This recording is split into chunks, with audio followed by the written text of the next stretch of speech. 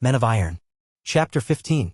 From the long, narrow stone-paved armory court and connecting it with the inner buttery court ran a narrow, arched passageway in which was a picket gate closed at night and locked from within. It was in this arched passageway that, according to little Robert Ingoldesby's report, the bachelors were lying in wait for Miles. Gascoigne's plan was that Miles should enter the court alone, the Knights of the Rose lying ambushed behind the angle of the armory building until the bachelors should show themselves. It was not without trepidation that Miles walked alone into the court, which happened then to be silent and empty. His heart beat more quickly than it was wont, and he gripped his cudgel behind his back, looking sharply this way and that so as not to be taken unawares by a flank movement of his enemies. Midway in the court he stopped and hesitated for a moment, then he turned as though to enter the armory. The next moment he saw the bachelors come pouring out from the archway. Instantly he turned and rushed back towards where his friends lay hidden, shouting, "To the rescue! To the rescue! Stone him!" roared Blunt. "The villain escapes!" He stopped and picked up a cobblestone as he spoke, flinging it after his escaping prey. It narrowly missed Miles's head. Had it struck him, there might have been no more of this story to tell. "To the rescue! To the rescue!" shouted Miles's friends in answer, and the next moment he was surrounded by them. Then he turned and, swinging his cudgel, rushed back upon his foes. The bachelors stopped short at the unexpected sight of the lads with their cudgels. For a moment they rallied and drew their knives, then they turned and fled towards their former place of hiding. One of them turned for a moment and flung his knife at Miles with a deadly aim, but Miles, quick as a cat, ducked his body, and the weapon flew clattering across the stony court. Then he who had flung it turned again to fly, but in his attempt he had delayed 1 instant too long. Miles reached him with a long arm stroke of his cudgel just as he entered the passageway, knocking him over like a bottle, stunned and senseless. The next moment the picket gate was banged in their faces and the bolt shot in the staples, and the Knights of the Rose were left shouting and battering with their cudgels against the palings. By this time the uproar of fight had aroused those in the rooms and offices fronting upon the armory court. Heads were thrust from many of the windows with the eager interest that a fight always evokes. "Beware!" shouted Miles. "Here they come again!" He bore back towards the entrance of the alleyway as he spoke, those behind him scattering to right and left, for the bachelors had rallied and were coming again to the attack, shouting. They were not a moment too soon in this retreat, either, for the next instant the pickets flew open and a volley of stones flew after the retreating Knights of the Rose. One smote Wilkes upon the head, knocking him down headlong. Another struck Miles upon his left shoulder, benumbing his arm from the fingertips to the armpit, so that he thought at first the limb was broken. "Get you behind the buttresses," shouted those who looked down upon the fight from the windows, "get you behind the buttresses." And in answer the lads, scattering like a newly flushed covey of partridges, fled to and crouched in the sheltering angles of masonry to escape from the flying stones.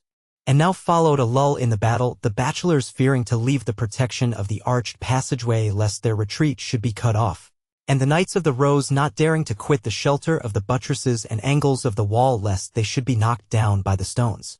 The bachelor whom Miles had struck down with his cudgel was sitting up rubbing the back of his head, and Wilkes had gathered his wits enough to crawl to the shelter of the nearest buttress. Miles, peeping around the corner behind which he stood, could see that the bachelors were gathered into a little group consulting together. Suddenly it broke asunder, and Blunt turned around. "Ho, Falworth," he cried. "Wilt thou hold truce whiles we parley with ye?" "Aye," answered Miles. "Wilt thou give me thine honor that ye will hold your hands from harming us whiles we talk together?" "Yea," said Miles, "I will pledge thee mine honor." "I accept thy pledge. See, here we throw aside our stones and lay down our knives. Lay ye by your clubs and meet us in parley at the horse block yonder." "So be it," said Miles, and thereupon, standing his cudgel in the angle of the wall, he stepped boldly out into the open courtyard. Those of his party came scatteringly from right and left, gathering about him, and the bachelors advanced in a body, led by the head squire. "Now what is it thou wouldst have, Walter Blunt?" said Miles, when both parties had met at the horse block. "It is to say this to thee, Miles Falworth," said the other. "One time, not long sin, thou didst challenge me to meet thee hand to hand in the dormitory.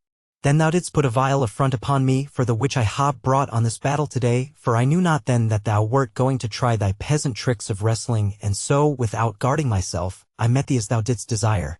But thou hadst thy knife, and would have stabbed him couldst thou ha done so," said Gascoigne. "Thou least," said Blunt. "I had no knife." "And then, without giving time to answer, thou canst not deny that I met thee then at thy bidding, canst thou, Falworth?" "Nay," said Miles, "nor haply canst thou deny it either." And at this covert reminder of his defeat Miles's followers laughed scoffingly, and Blunt bit his lip. Thou hast said it, said he. Then sin. I met thee at thy bidding, I dare to thee to meet me now at mine, and to fight this battle out between our two selves with sword and buckler and bassinet as gentles should, and not in a wrestling match like two country hodges. Thou art a coward caitiff, Walter Blunt, burst out Wilkes, who stood by with a swelling lump upon his head, already as big as a walnut. Well, thou knowest that Falworth is no match for thee at broadsword play. Is he not 4 years younger than thou, and hast thou not had 3 times the practice in arms that he hath had? I say thou art a coward to seek to fight with cutting weapons. Blunt made no answer to Wilkes's speech, but gazed steadfastly at Miles with a scornful smile curling the corners of his lips.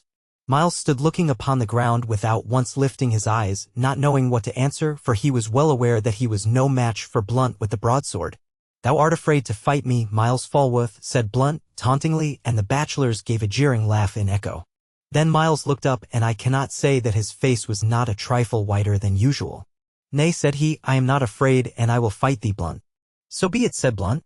Then let us go at it straightway in the armory yonder, for they be at dinner in the great hall, and just now there be'st no one by to stay us. Thou shalt not fight him, Miles, burst out Gascoigne. He will murder thee. Thou shalt not fight him, I say. Miles turned away without answering him.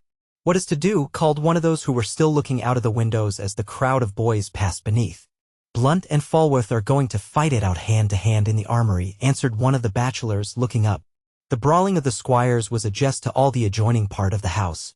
So the heads were withdrawn again, some laughing at the sparring of the cockerels. But it was no jesting matter to poor Miles.